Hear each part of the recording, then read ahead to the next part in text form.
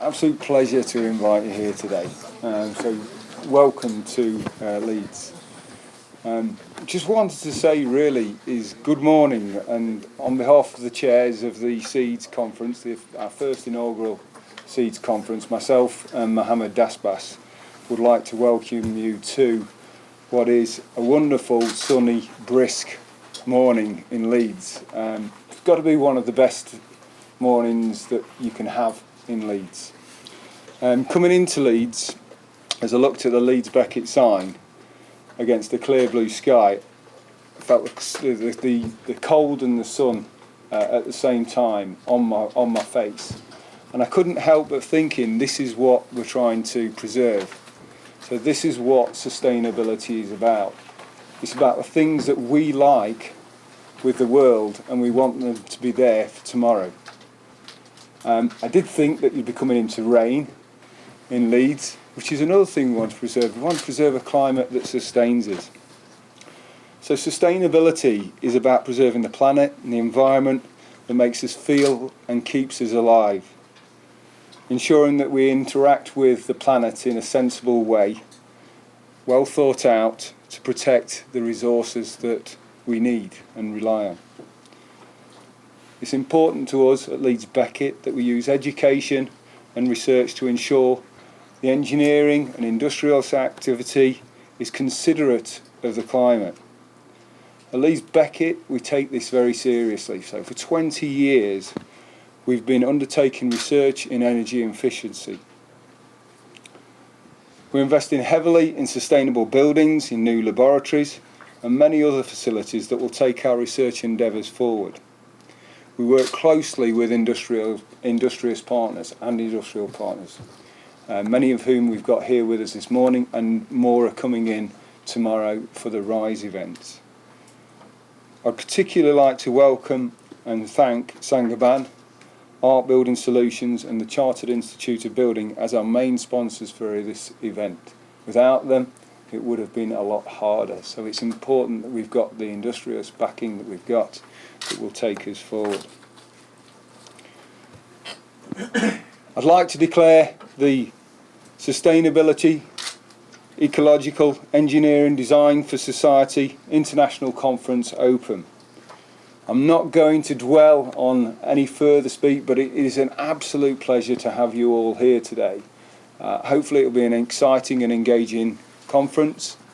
I'd like to welcome first our Honorary Doctor Colin Harrop from Gerald Eve to chair our first session. Thank you all for coming here and joining us today. Thank you.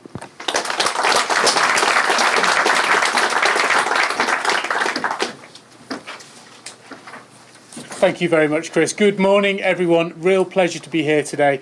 My name's Colin Harrop of Gerald Eve. First of all, thank you, everyone, for letting me take part in this event today. I think it's an absolutely wonderful event. I'm really excited about the lineup of speakers that we have.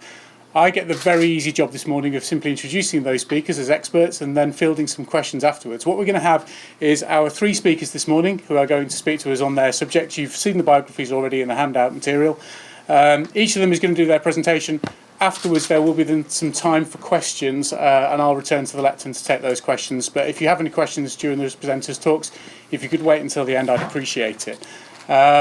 So, no more from me. Without further ado, I shall hand you over to Tom Cox of Saint-Gobain for the first speech. Many thanks.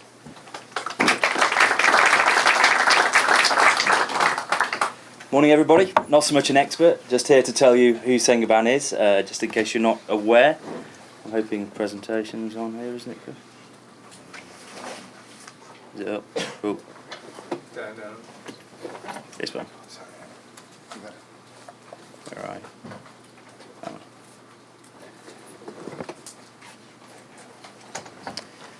So, first of all, thank you very much to Leeds Beckett, allowing us the opportunity to sponsor the event. Thanks to Chris and his team. I don't know if any of you aware who Saint-Gobain are. We're quite a big conglomerate, mainly seen on the commercial side of things, but I just wanted today to do a bit of a speak today to let you know exactly what we do in the R&D field and where we are. Our aim is become the reference for sustainable habitat. We're basically made up of 4 different sectors. There's innovative materials, includes mainly glass. We've got automotive glass, architectural glass, standard glazing for buildings, triple glazing, all sorts of things like that. Then we have some high performance materials divisions. We've got abrasives, ceramics, performance plastics, which is a really interesting field. There's an awful lot being done on that, looking at traditional fixings of products and removing mechanical fixings, going to adhesion.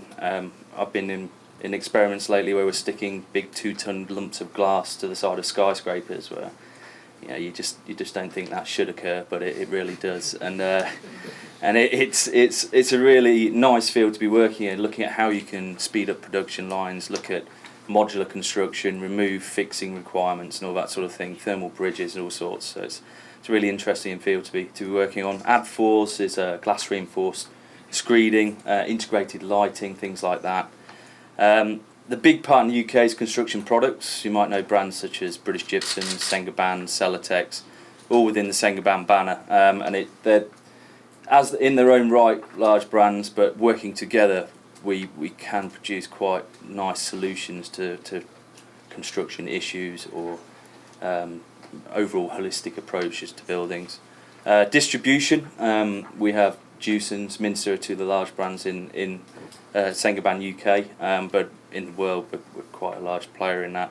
And then there's packaging, which is a very nice job to get into if you can, especially in France, because all you do is drive around vineyards selling them bottles. So yeah, very nice field to get into. Who we actually are, last year over £41 billion worth of sales. We're based in 64 countries, over 180,000 employees.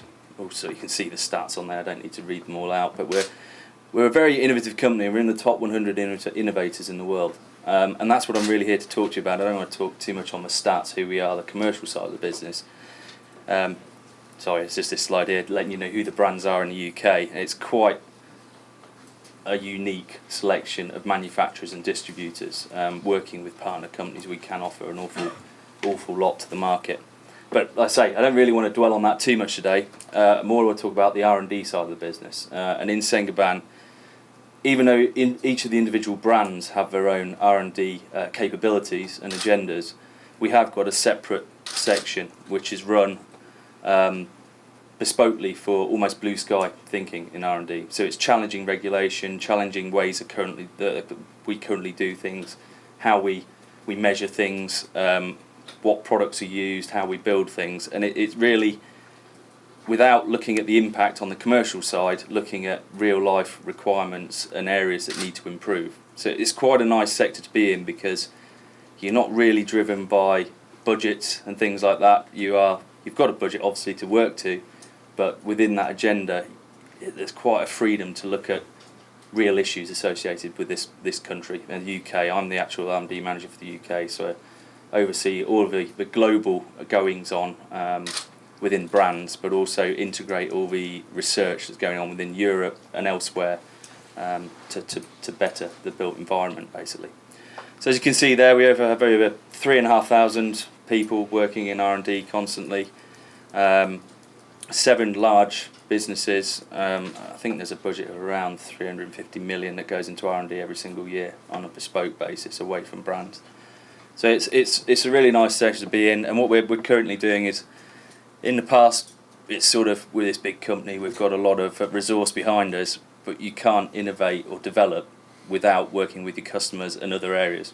And what we're really doing nowadays is starting to build up a network of universities we work with. We've worked an awful lot with Leeds, Salford, Nottingham, Bath, just to look at different areas of expertise and build up a database of who are the experts in those areas.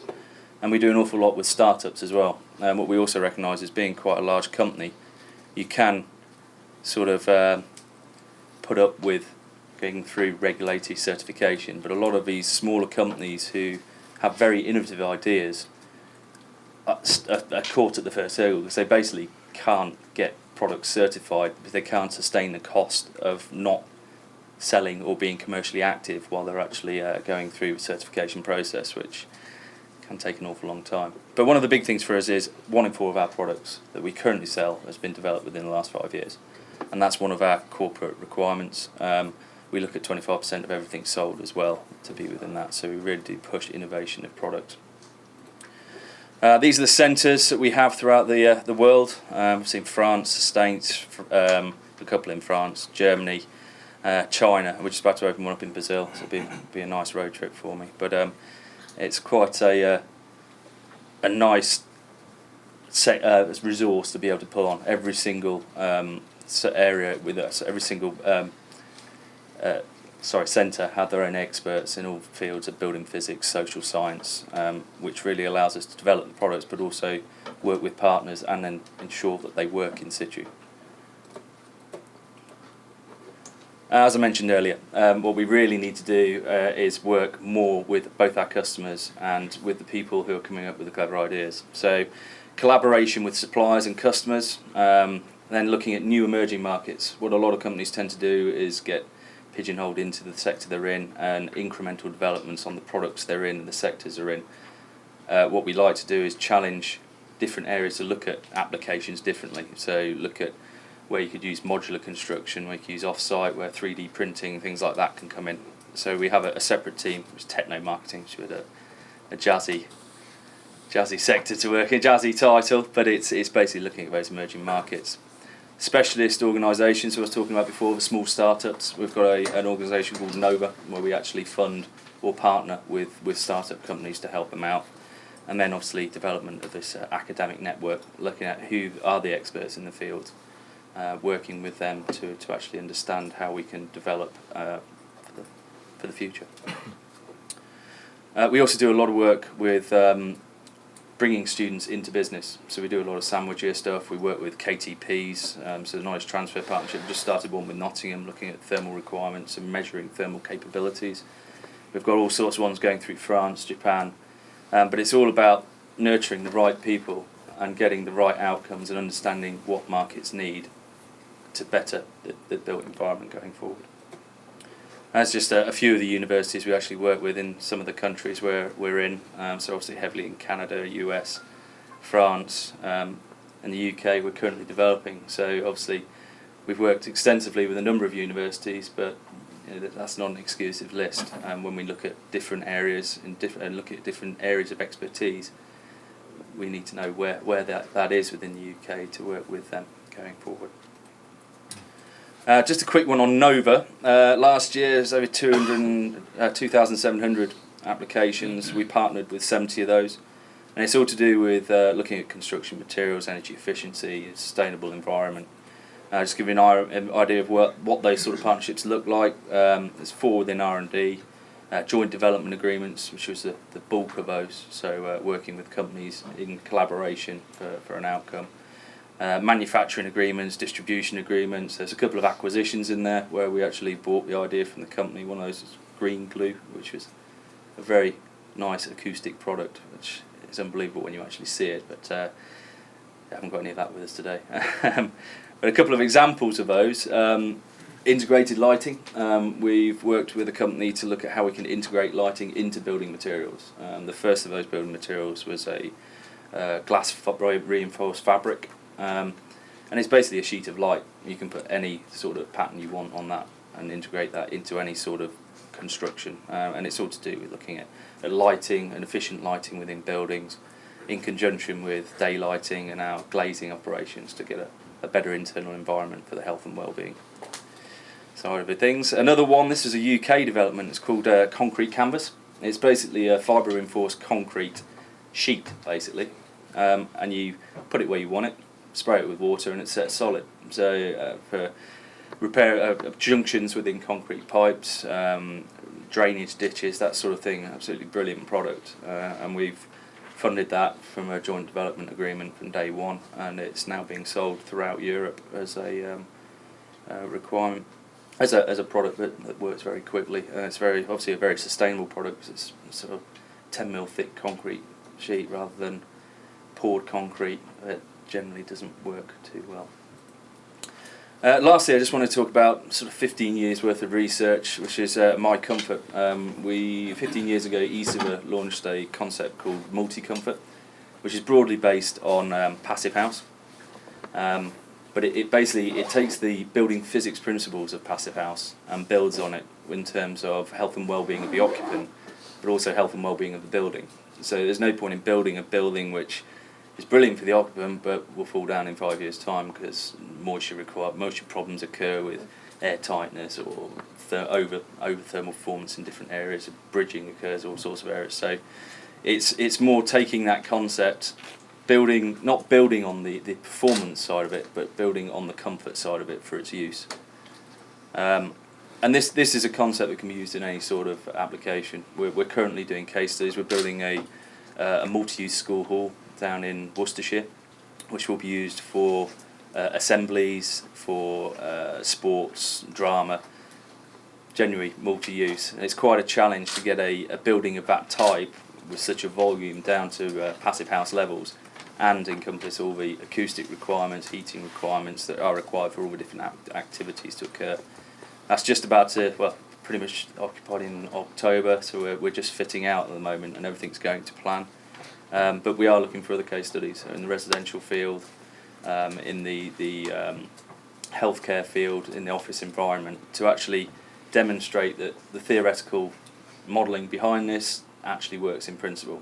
So all of these case studies we will be monitoring post completion. The school for 2 years, we'll be comparing it against buildings which are of that type to show where you get the benefit.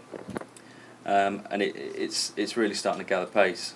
A lot of people are starting to look at the agenda of health and well-being within buildings, and looking at that as part of the cost of the building rather than the actual construction cost. Looking at what it actually costs over its lifetime and how it can add to healthcare costs through poor health of occupants, things like that, time off work. One of the real areas that I'm interested in is the productivity. So looking at potentially applying this sort of concept to heavy industry. From personal experience, there's a lot of absences within that heavy industry environment purely because of the environment people are working in. And if you can make that more comfortable, can we make the productivity of workers better, and ultimately make the concept pay for itself. But yeah, like I say, the whole principle behind multi-comfort is looking at all the parameters and taking the building from a holistic approach. So looking at thermal comfort, audio comfort, visual comfort, indoor air quality, and economic comfort, and applying all the products that we have within the Saint-Gobain profile, working with partner companies and academia to actually prove that you can build a building which is commercially viable but returns in terms of well-being and performance. That's pretty much where we are as Saint-Gobain. I'm here for the whole of today and tomorrow night at the Rise Awards, even begrudgingly at the Rise Awards on the 18th, World Cup kick-off. Don't know who chose that date. Mr. Gores, not looking. But yeah, thank you very much. Any questions, come and find me later on. Thank you.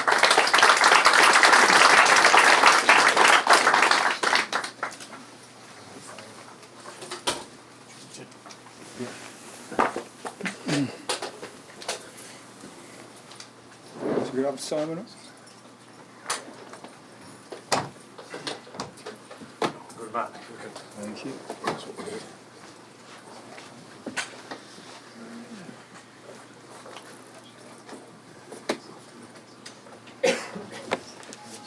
Okay, First, thank you. Simon Robinson. Good morning, everybody. Good to see you. Okay, hands up. Hands up, everybody who trusts academics. You've obviously been round the block. But one or two of you are a bit naive, I think. Okay, hands up. How many of you trust business ethicists? Now, I think the problem is nobody knows what a business ethicist is. Yeah, I mean, it's a very interesting thing. It's 10 minutes, so I'm going to race through this and just make the critical case, and then you can engage. The first point I want to make is that business ethics is not a single thing. It's controversial. It's disputational. There's no single line. You might think that business ethics would want to support sustainability, but some people do not support that in business ethics. There are all kinds of issues that people work through. It's an ambiguous thing. Secondly, business ethics does have, however, a good function in terms of connective thinking. And if we use it effectively, especially through ideas like responsibility, which I'll go through rapidly, it can be very useful. Importantly, though, it needs to feed into practice. And that comes down very importantly to governance. How do boards of governance actually practice responsibility and the related virtues? And I want to argue that actually this is about virtues. And I want to argue then at the end that I don't think sustainability should try and work for the moral high ground. That's the wrong dynamic. I think that we should be working for realistic thinking, critical thinking, consciousness, creativity and shared and negotiated responsibility, and that all the work with sustainability emerges from that. We'll see how the argument goes. Okay. I'm not sure if William Wordsworth actually did say that, by the way. It's on the internet, but there's no reference. We don't know where he said it or what is it. I suspect it's another example of internet not really being careful. But it's a nice notion. In modern business, it is not the crook who is to be feared most, it is the honest man who doesn't know what he's doing. This cooperative bank and their chairman. I'm sure he was a vaguely honest man. You all know, dear old, what was his name? Feathers' father, the chair of the cooperative bank who didn't know anything about banking. You all know this?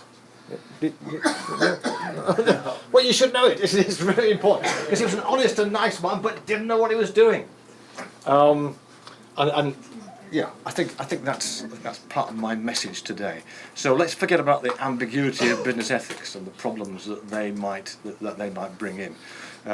Not least because ethics in itself can be a problem. As soon as I tell people that I'm a professor of applied and professional ethics, they stand back a bit.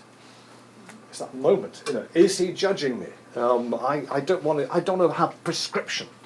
Ethics, I want to argue, is not prescriptive. It's about practical virtues and how we work those in terms of our everyday practice. So let's forget about the fact that it's a complex area. Let's see how we can connect. And we can connect to sustainability via this notion of responsibility. Hands up, all those who are responsible. Now that gets it more interesting. How do you think that you don't feel that you're a responsible person? Of course I'm responsible for it. Okay. Yeah. But actually owning the idea that you're responsible is a very interesting thing, because you have to then to think, who am I responsible for? What am I responsible for? What does it mean to be responsible in this particular area? Am I responsible for more than one thing, or just for one thing? And we're immediately into a whole number of different questions. Responsibility, according to Aristotle, let's not forget, he was not an abstract thinker. He advised Alexander the Great. He didn't always listen to Aristotle, I'm afraid, but the key point is that Aristotle was practice and intellect centred. And ownership of the intellect is also critical. He suggests the first two of those, imputability. Imputability, can I impute the action that I'm about to take in thumping this bloke to here? Did I really intend? Was I responsible for something? Or was I mentally incapacitated? It's about responsibility, knowing what I'm doing, knowing what you're doing, knowing what your practice is, knowing the context of that practice, the social and physical environment, knowing the purpose and worth of that practice. What is the purpose and worth of your business practice? It's a crucial area. And alongside that, knowing how and owning how you perceive yourself and your world. Because our perception is something that we are responsible for. All too often we don't take that seriously. Okay, it's all there. If you look at the HBOS, this was a report done by Parliament. It was quite clear that the board of HBOS were very good people. I'm not knocking them. The one problem was the majority of them were not bankers. They were retailers. They did not know about banking. That's extraordinary. Men being paid a lot of money, not knowing what they were doing. not knowing anything about their context, about anything around them. And so this core initial notion of responsibility wasn't part of their practice. And this is more than moral. It's intellectual, psychological, existential. Whoa! Sartre, however bad the world is, I am responsible for engaging with that world and working things through. Existential responsibility. It's based in deliberation, how we make our decisions. It's based around practical wisdom, how we reflect upon the good and embody that in our organisation. We've worked on values audits with several boards, and so often, in fact most of the time, in fact all the time, the first question is, board members, what are your values? 3/4 of an hour later we have a wonderful list, and the board members are really pumped up. Whoa, these are great values. Second question, can you name a decision that you took in the last 12 months which actually referred to any of those values and worked out how they were working through your practice? And in every case, they could not name a decision. It's a basic, Aristotle would say, it's a basic virtue for phronesis, being able to understand the good and put it into your practice and embody in your practice and to make decisions in the light of that. Okay, so this is all about ideas, values, perception, and so forth, and being aware of those. If you've not read Margaret Heffernan's Willful Blindness, read it.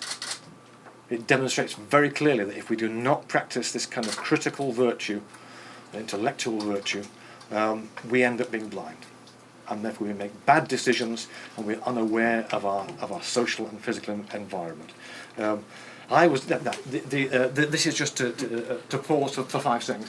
This was me several months ago, and actually, as you come up out of that water, which was 2 degrees below zero, and you suddenly see the world, you see it differently. Wow, before that you were blind. Now you can see. Now you're aware of the environment.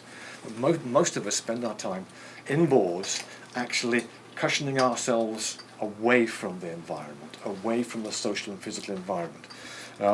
And my worry is that too often we move into the sustainability of things without having thought these things through, without actually owning it. And I would argue in terms of governance that this leads to an organisation which does not understand why the guys at the top are doing what they're doing. This is talking about responsibility being worked throughout the organisation. How long have we got left? You're all right. Wait. Okay. Accountability, this is obvious, but it's really very important that accountability links into integrity, and integrity is based in identity and self-presentation. It's all about how we relate to other people and how we see ourselves in relation to those. I would want to argue that this is also about mutuality, and throughout any organisation you see this lack of mutual accountability. Higher education, are the estates in general in universities actually, that's the people who organise the space, are they accountable to the academics? And if so, how? Do they ever talk to them? Do they ever work through what they've done and share the different narratives? Answer, no. Are the academics accountable to the estates? Answer, no, because they've not talked with each other. And accountability is about dialogue, about working through narratives, and working through a mutual situation. Okay, this is finally the area where, generally speaking, sustainability ends up. The nice big, we're responsible for the world. Business ethics have worked that through in terms of the debates with Milton Friedman, who says, well, the job of business is to make money, nothing else. Obey the law, yeah, but that's its core job. But then we've got a whole bunch of different positions that emerge. Dostoevsky, Jonas, the moral imperative, Bauman, postmodern ethics, Arendt, many of these coming from the Holocaust experience, and therefore focusing in on the notion that we are responsible for everything.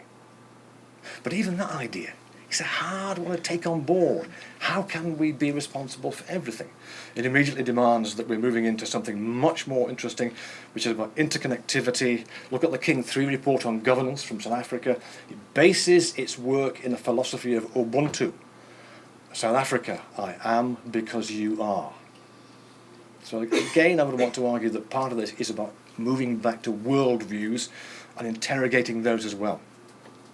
Often, business ethics tries to move into this kind of bigger integrated area. And so we find examples such as the total integrity management approach.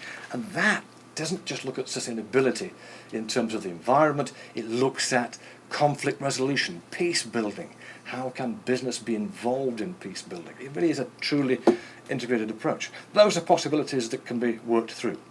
Whichever way, final 2 minutes, okay? The argument is that all of those areas of responsibility need to be practiced. They are all interconnected, and they are all at the heart of a multiple sense of responsibility. The key question: how can we sustain our responsibility for all the relationships in which we are? Mid-staffs, great example. You're all at the mid-staffs case. Yeah. Wonderful example. I am responsible for being a doctor. I am not responsible for the health project in this area. I am not responsible for a National Health Service. Now that whole interagency governance really starts to raise huge questions about responsibility and how we govern that kind of area in our working. Only when we address that do we begin to work through the wider responsibilities and to ensure that all those in the organisations are actually on board. And it's right there about genuine dialogue. How often? Look at this wonderful building here. It's based upon principles of sustainability. Yeah, that's fantastic. You know, we really do recycle this stuff. But where in this building, as you come in, have you seen the message about sustainability? Where in this building have you seen the basic ideas behind it? Where in this building do you see the actual working through of the values and how they're connected to all of this? Big question. Unfortunately, the DVC isn't here, so he can't hear my critique. But nonetheless, it's a huge question, and that's part of the integrity of our organisation, leading to a wider view of integrity and the environment. So, final point. I think this is more controversial. I think we need to be aware of the enthusiasts, and I'm conscious that many of you will be enthusiasts about sustainability. We need to be aware of the paradigm changes. We're going to change your paradigm. It has to be changed, etc. Because behind that then comes all the dynamics which are not going to enable people to actually give an account, to hold their ideas responsibly, to actually work through what they are doing. Beware the ad hominem dynamics. Nestle are capitalistic, this and that and the other. But that doesn't help dialogue. It doesn't help critical thinking. And simplistic, syllogistic ideas don't help that either. Final point. All of this comes down to also how do we teach this in universities? What about the future of responsibility? We can, of course, work through sustainability ideas, and that's quite right. But even more important, I would argue, is to work through those key virtues and enable students to become responsible leaders so that they can actually come out with wisdom, with justice, with courage, and with clear communication capacities. That's it. Okay? Thank you.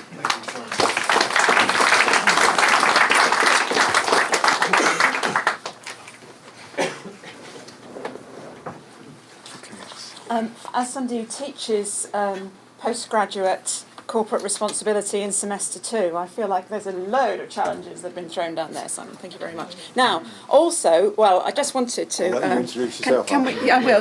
Can I just take the screen off for a moment? Sure. I just literally noticed that I have 2 errors on my slides, and it would be great if I could amend those without everybody seeing my foolishness. I'd like to school or something. Just, if that was, I could live with that. If that was, so can we take that one down? Do you see what I mean? How we can do okay. that. So in that case, I will amend the slides before they're publicly available and just add this extra value in entertainment purposes. Yeah. So focused on the content that I have You indeed. sure you don't want to amend them live before you start? Well, I could do, but then everybody see the amends I make, so it doesn't make a lot of difference. Alice, do you want us to cover the screen? David, thank you. That's right, everybody shut their eyes. There we go. I'm intrigued. I have Professor to live with it now, Alice don't I? Owen, I have to live with Leeds. it now because you're all intrigued. Actually, somebody did spot the second error. So that you know, so I had to deal with that straight away. My name's Alice Owen. I'm from the University of Leeds. I'm a good corporate bunny. I use the corporate branding and slides. The corporate template for the slides that you use when you're presenting from the University of Leeds is University of Y. So the header says School of Something, Faculty of Other. 2 of my slides have that on. Okay, so that's, that will be, there we are, fessing up and setting the tone for this conversation, I hope. The substantive, let's go to the beginning.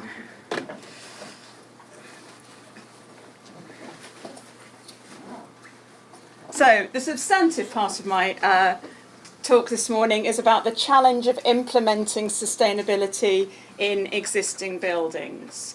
I'm going to just remind us of the nature of the challenge we face in working with existing buildings to achieve sustainability. And actually I'm going to focus on a subset of that very specifically around achieving low carbon buildings and achieving carbon reduction targets. And then within that, I'm going to take the focus even narrower to the area of my current research, which is about the, if you like, the soft infrastructure of delivering sustainability and carbon reduction in existing buildings, the people who actually carry out the work, and where I believe we are not facing up yet to the challenges of unlocking the potential of people in the construction industry. So that's my intent. It's worth rehearsing very briefly the arguments about why we need to retrofit. And the fundamental 2 facts to hang on to are that a vast majority, 80% according to 2006 estimates, of our 2050 buildings in the UK are already with us. So while there is amazing, fantastic new build, even if it's absolutely zero carbon, will not achieve the carbon reduction targets that we have committed to under the World Leading Climate Change Act 2008. And the reason this is particularly problematic for buildings is because all buildings in the UK need to be effectively zero carbon, putting aside the debates about what that might actually mean, effectively zero carbon by 2050, because the 80% reduction of carbon required at a national level cannot be achieved in all sectors. So buildings effectively have to be zero carbon to enable some of the other sectors to achieve something less than an 80% reduction. And there are many other objectives driving, changing our existing building stock. The security of energy supply is periodically of great concern to particularly national policymakers, and fundamentally reducing our energy demand is arguably the most effective way of securing supply, because we need to generate and buy in less of the stuff. And also at the very human level, fuel poverty is only heading in one direction, levels of fuel poverty are heading in one direction, and it is currently the wrong direction. Fuel poverty, there's now quite a complicated definition, but the idea that if you're spending more than 10% of your income on energy services, fundamentally keeping warm and fed, then that's a situation of fuel poverty. In Scotland, I mean, some of the numbers in the UK are really shocking. In Scotland, a third of homes are deemed to be in fuel poverty, and that again is increasing. So again, reducing energy consumption, making homes closer to zero carbon, can tackle that situation to some degree. So, and I've put in a couple of pictures there to say that while there is a lot of focus on our older building stock, particularly in Leeds and the unique situation we have with back-to-backs, actually relatively recent buildings, and I don't know the stats on Granary Wharf, and it is actually already performing at the level that it needs to be in 2050, but my suspicion is that a vast number of the buildings that have been put up within the last decade will still need retrofitting to be zero carbon by 2050. So what's needed, I would suggest, is a full set of responses. Sure, and where a lot of the research attention has been focused to date is we need to change demand. We need to look at how people use energy, think about users in households in the context I work in, but also industrial users. How do we change consumption through behaviour? And there's a huge amount, rightly so, focus on energy supply, both on generating energy but also on changing the distribution networks so that we don't lose about 8% between generating and big centralised power stations and flicking a switch on at the wall. But also we need changes in the buildings themselves, so that's retrofit. Changes in the technology is key. An inspiring list from Saint-Gobain about all the things that could be done and that technology will allow us to do in buildings. But technology isn't really the critical problem. Actually getting this stuff installed, and installed so that it functions as intended, I would argue, is a challenge that we're not really facing up to yet. And I'm just going to spend a moment setting out the kind of scope of activities within the construction industry where there is the potential to take on energy retrofit in particular. And there's a fair amount of this segmentation comes from work done by Gavin Killip at Environmental Change Institute in Oxford, who says there's a lot of work, it was done in the preparation for the Green Deal, there's a lot of work on energy efficiency, there's a lot of work over on the right hand side about micro-generation and bringing energy generation closer to home, but actually the bit that we haven't really started to look at is RMI, repair, maintenance, improvement. The idea that actually every time you have a new kitchen installed, a new bathroom installed, even new windows, you convert the loft, you put on an extension, those are all opportunities to take further steps in the retrofit journey. Now in 2008-9, when Gavin first looked at these numbers, he estimated that the opportunity, the economic opportunity associated with working in this area, particularly of improvement, was around £12.5 billion a year. So about half the amount that's spent on building, repair, maintenance, improvement is on this room-by-room approaches. We've got a slightly different, that's area. So there's got a slightly different segmentation, which is behind the paper that's in your pack, that from work that I've been doing recently, and saying that we could partition what needs to be done in buildings, thinking about fabric, thinking about appliances and installed systems, thinking about curtailing or reducing the amount of energy, and then separating out heat and electricity in energy generation.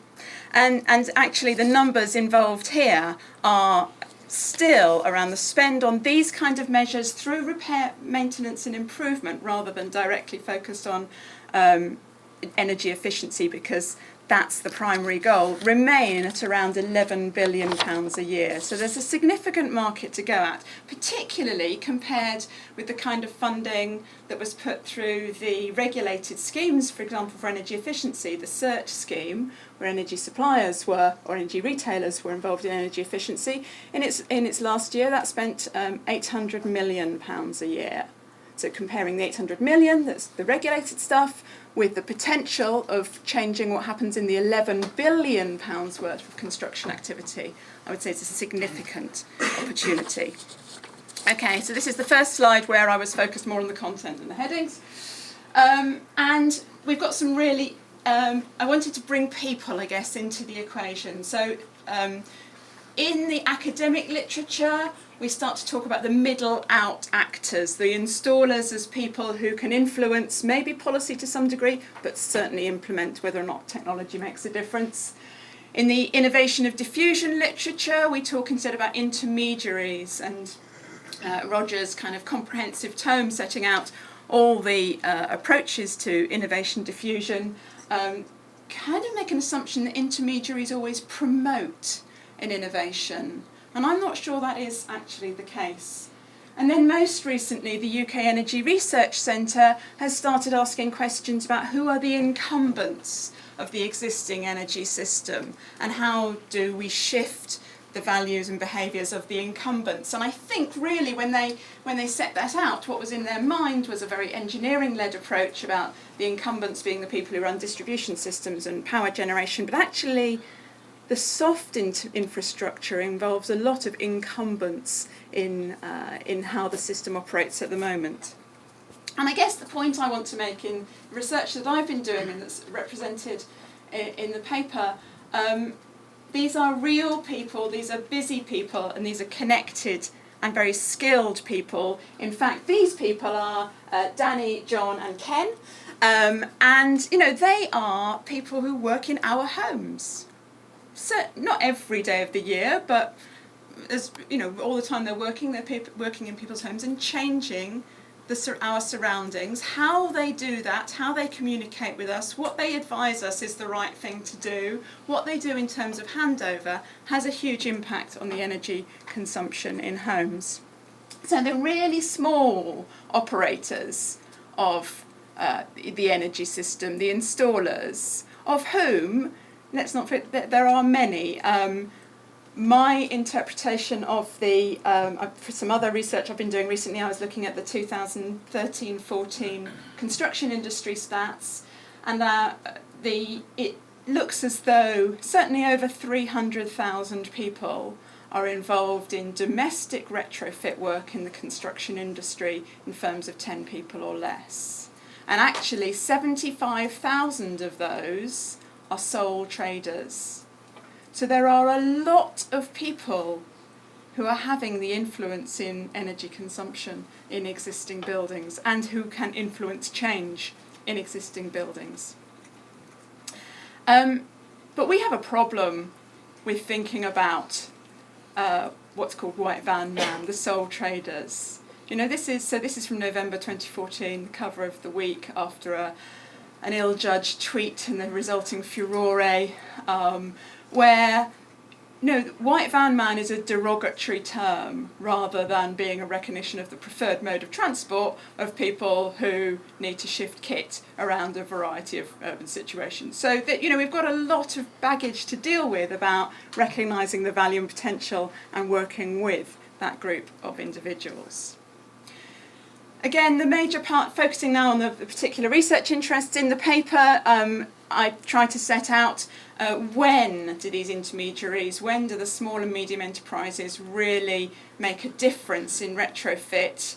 At the moment, their influence is greatest at the outset of a process around identifying options and selecting options. For most repair, maintenance and improvement work, there's no architect involvement. So the expertise about the measures taken sits with these very small businesses installing technologies.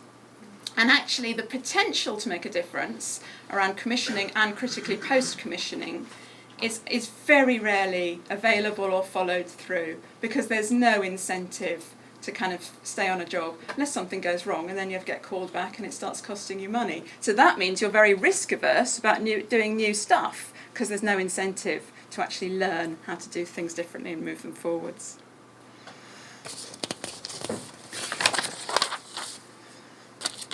And one of the things that comes out of this is that the skills that are needed to be effective in this space are not only technical skills. In the same way as the technology is not at root the real problem in achieving change, having the technical skills is only part of the problem. And certainly in the research that I did for my doctorate a couple of years ago, the most important thing that, according to the people who were having new heating systems installed in, that the heating engineer had in his van, was actually the Hoover, and whether or not he cleaned up after himself and whether they felt their home was respected through the process. That made a huge difference both to their attitude towards the new system and their willingness to learn how to do things differently, for example if they had a heat pump system installed and the like. So, we are entering into different territory for these people, and again this is from a paper that I had in Energy Policy last year. We proposed that you can actually think about the capacities needed for the individuals in this sector in a way that goes beyond the technical, which is at the top of the list there, and looks at their adaptive capacity. Can they tailor their approach to the specific context? whether or not they have the personal capacity to see things through, why they're doing work that does affect the advice they offer, and what happens after installation and their investment in that. So in summary, and I might actually leave it with this up, but the challenge of implementing sustainability, my focus is around low carbon transitions in existing buildings, is yes, creating demand and all the user stuff, yes, developing supply and thinking about low carbon generation and distribution, but also about achieving effective retrofit and achieving, and I think this is the big challenge, a step change, a massive change, all our buildings in the UK virtually zero carbon by 2050. But doing that in the grain of how we change our buildings at the moment, which is incrementally, room by room. Somehow we need a street by street, town by town, settlement by settlement change, and we have to achieve that on a room by room basis, which brings into focus a highly fragmented, highly invested, often risk-averse group of actors. And I think there's a really interesting challenge to engage with, support and develop that group of actors going forwards. I'll leave it there. Thank you. Thank you.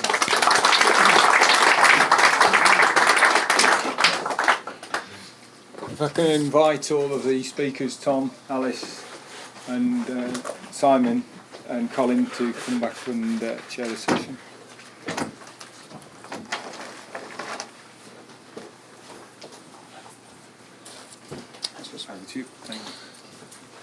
Thank you very much. Thank you to all our speakers for those insightful comments.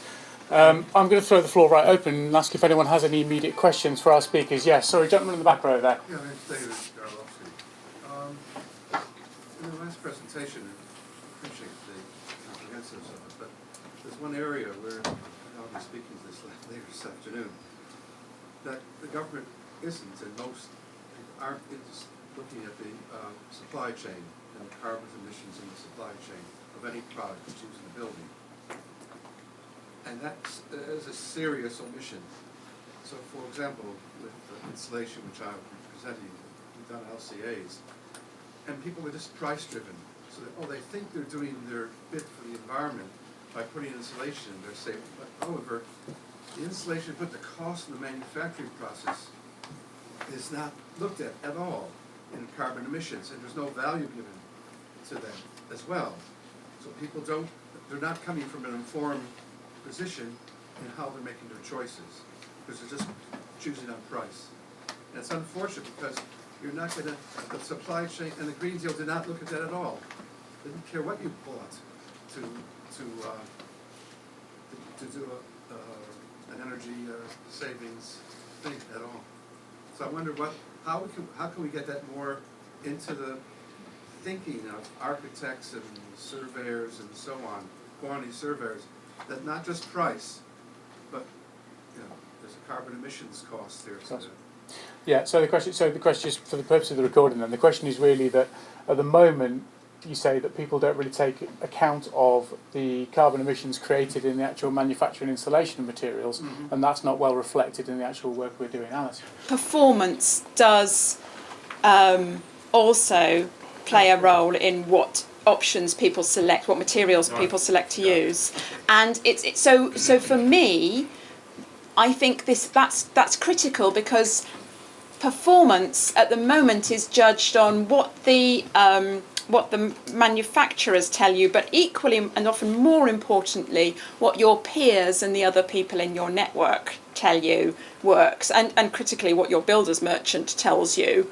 If you've got the account at Jewson's, then if Jewson's tell you that this is the stuff that you need to be using, then the chances are that that's what you'll use. So how do we actually shift the idea of the performance of a material or a technology to include its life cycle costs? Because as I'm sure will be mentioned in a moment, actually the introduction of whole life costing starts from the point of installation and doesn't necessarily include that the supply chain emissions. And I think it's really difficult to artificially alter the price mechanism to reflect the true costs, if you like, of. I think it's difficult to do in a way that can be maintained over the medium time. But I think shifting this idea of what's good performance and the impact of things prior to installation being a factor in performance is potentially a route where there is potentially more traction to change people's perceptions of what professional practice do they use on a project by project basis. I think the small and medium enterprise who I work with is always going to be exceptionally price sensitive. The campaign to take VAT off of energy efficient materials has only been partly successful, so I think it would be interesting to explore whether the notion of what's the best material or technology on the basis of its performance would be a way forward. But you probably want to add further. Yeah, well, we're currently in the process of creating EPDs for all Saint-Gobain manufactured materials. But you're right, we basically, the information's available, but the only thing really driving that now is the creation of BIM. And so a tool like BIM to enable people to actually see what's going on with those products. BIM doesn't include life cycle costing. No, but you can almost fingerprint it into the product from a specification point of view, which is where companies are looking at the benefit. It's not really the product and the carbon benefit that's coming from the product, it's more making the product more unique from a switching specification point of view. So again, it's not really the carbon side of things that's being focused on, it's the ability to specify a product. Yeah, unfortunately. Yeah. Okay, thank you both very much for those answers. Is anyone, gentleman there. I've just sold a house that I've renovated and we put in a lot of energy saving measures into that house, for example a lot of cell techs and underfloor heating, that sort of thing. But there's not been any real financial incentive to do that, and we haven't owned the house for long enough to recoup the investment through the savings in energy. And also, I think the government's home report process hasn't done anything in order to reflect the measures in the house. The surveyor that came around was more interested in whether we had any energy-saving light bulbs than what we'd actually done to the structure of the building. So, in what way do you think putting the measures in that retrofit way could be better incentivised financially? Okay, so the question there to Alice. The gentleman there has done some refurbishment works, has done some great work installing a load of insulation, and no one gives him monkeys. What do we do about that? That's a really important question. I really hope the new project also offers you some opportunities to take your knowledge from your last house, or did you go for a zero carbon new build as your anyway?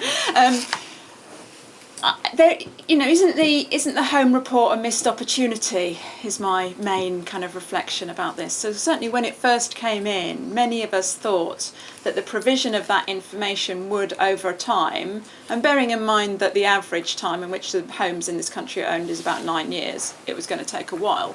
But wouldn't that provision of houses being banded A to F, G as the same way as your fridge and your freezer, wouldn't that at least provide the information that would slowly drive up value and mean that you... but while you are still able to sell a house that is D-rated or below, it's not used as a regulatory measure to say actually you can only sell something that's C or above, for example, would be an option. And the dominant things in the crazy nature of the private property market in this country mean that location, proximity to schools and all the rest of it are actually the main determinants of price. There is a real problem that's difficult to see how it could be bridged. So I think other than feeling that warm glow both literally and metaphorically about having done the right thing with your home, I think actually I feel probably most of the only way that I could see it really making a difference is by bringing in some regulatory process to say that houses have to be of a particular standard. And you could see that might be, for example, tied with the carbon budgets that are produced regularly to monitor progress towards achieving the targets set out in the Climate Change Act.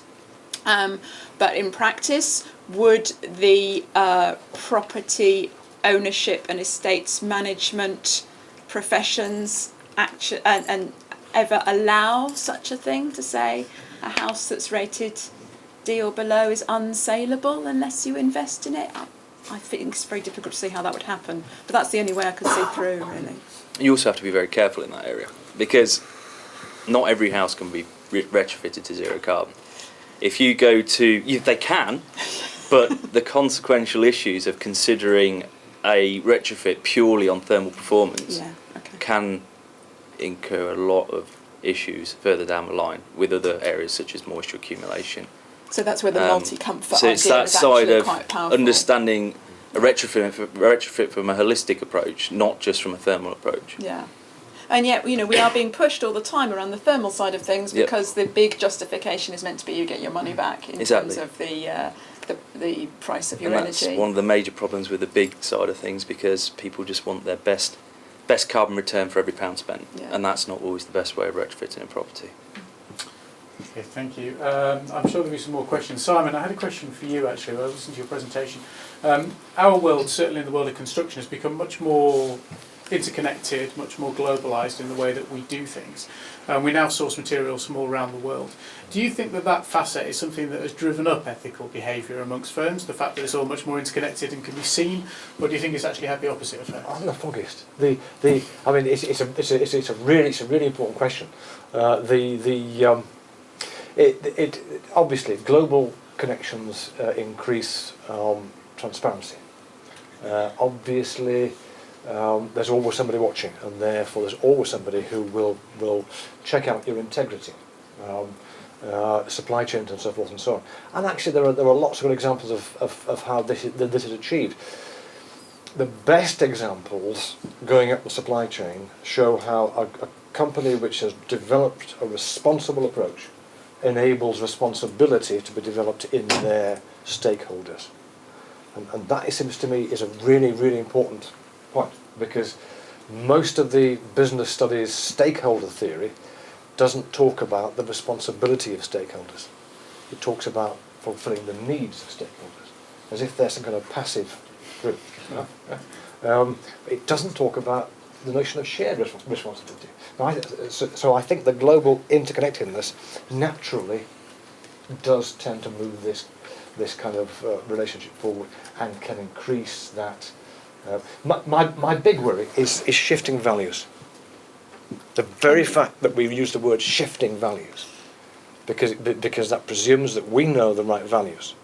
Yeah? Now, we may well do, but actually, as soon as you do that, you're into what, and for the business world and the business studies world, that what moves into that is what they call normativity, which is prescription.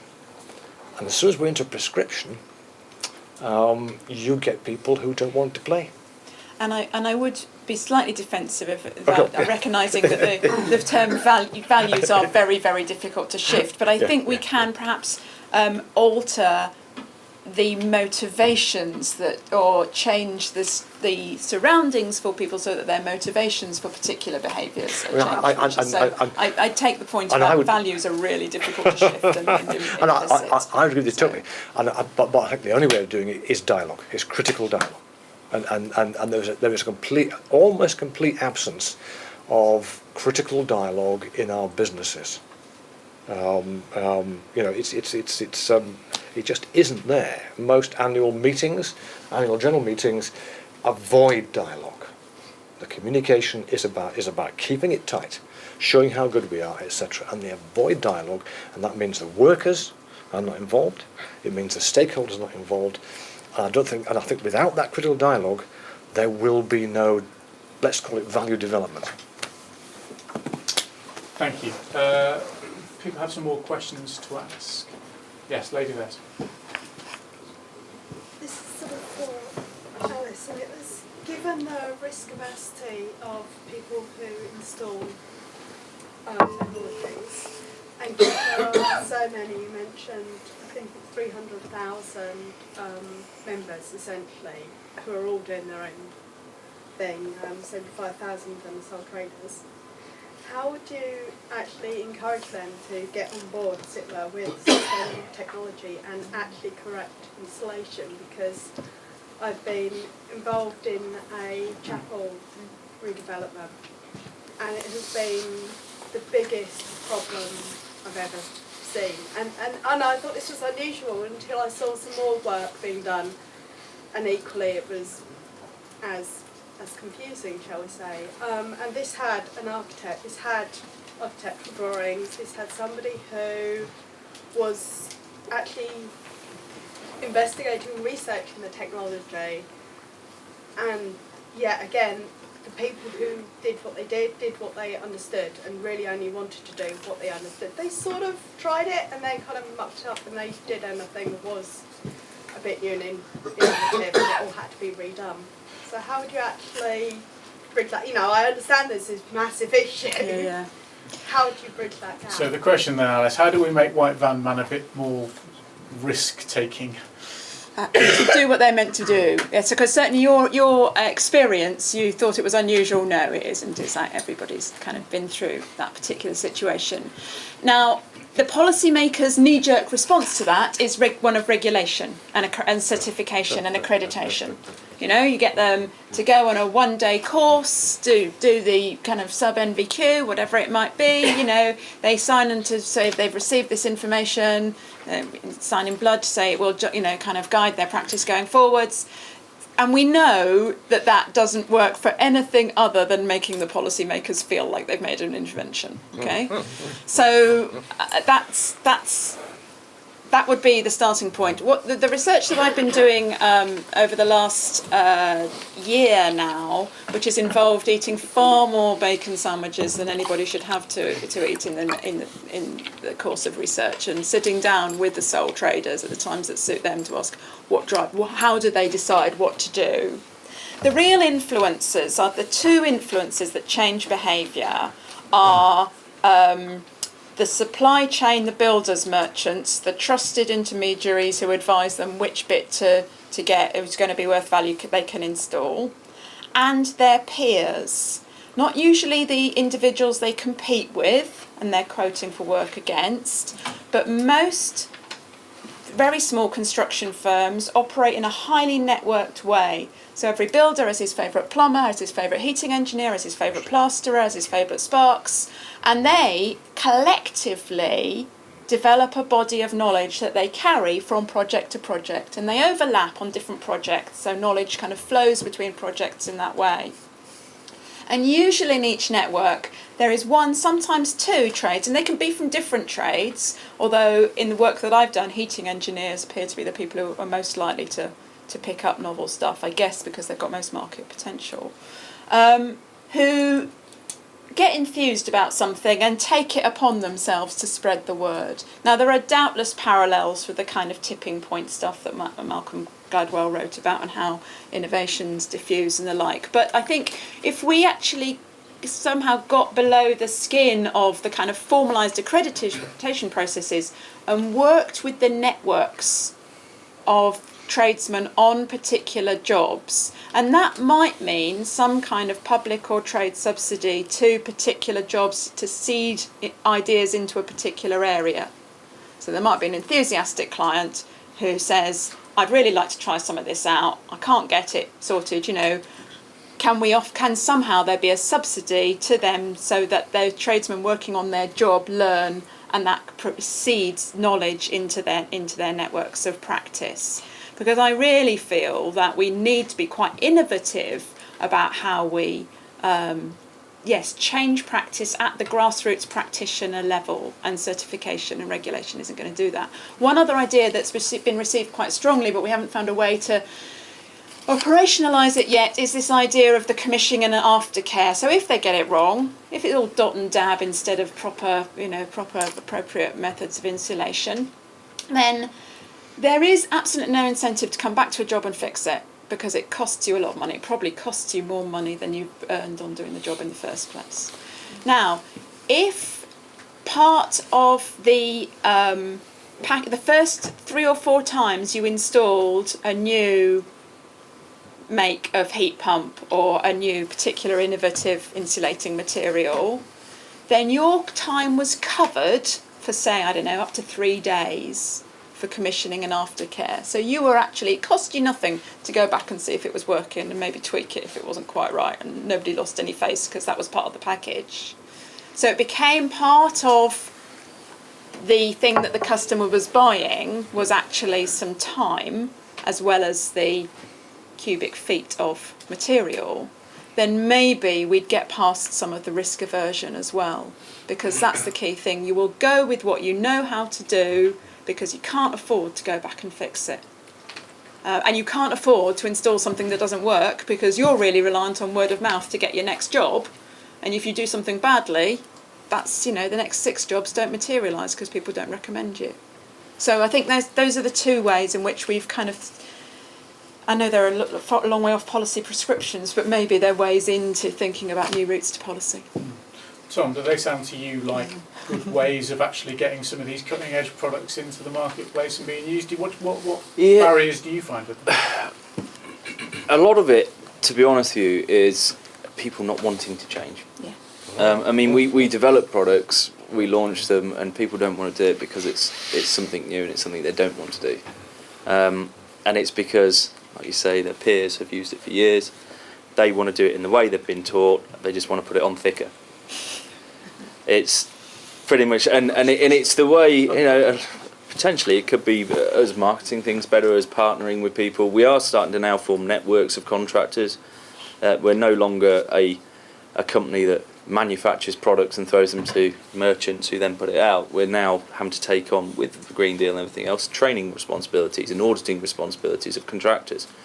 So, the face of manufacturing has changed drastically over the last couple of years, and it started in retrofit. It's now filtering through to every other sector of construction, and we are gone are the days where you produce new material, put it out to market, and it's sold, and it's just a thicker lambda or a different application. You're now actually engaging with end customers and the likes of Ken to actually say, you're doing it like this, but this is a better way of doing it, and this is how we do it. And what we like to look at is to actually train why this product's being put on, not how to put the product on. So the reasons for the product being installed in a certain way, not this is how you do it, because once they understand the reasons, they can then adapt that to every other application they're doing and every other scenario. So yeah, there is an issue regarding that sort of, no, I'll do it as my dad did it because that always worked, but because the performance behind things have changed so drastically, the actual dynamics of any structure, when you put sort of levels of insulation we're now putting in, changes massively. When you used to put 25mm of insulation on a wall and get a little benefit, there was still, the wall could still cope with what's happening there with heat loss going through it. You go and whack that up to 150mm. The actual dynamics and the physics behind that structure changes an awful lot, and that needs to be understood. But people don't generally; they just think it's put it on thicker. So without that education in the background, and schemes like, well, we could talk about past 2030 and things like that, but that's all about applications. It's not about why you do it. Mm-hmm. So it's just changing the way it's educated, and that's where we are at the moment, potentially going that way. Thank you. We've got some more questions. Can I just because I'm fascinated about the dynamics of that. Now I know nothing about it. Okay, but the way you're describing it, first of all, we were thinking about shifting values, changing values, mm-hmm. And then we were talking about changing practice. So in your practice, do you address values when you're talking to these people? You just motivations okay. about why. So my research has been talking to people about why they do the work they do, whether it's green retrofit or not. Why do they do the work they do? Yeah. And a couple of tiny number, it's to save the planet. Okay. A few of them are really like, I can really make a difference to the amount of carbon.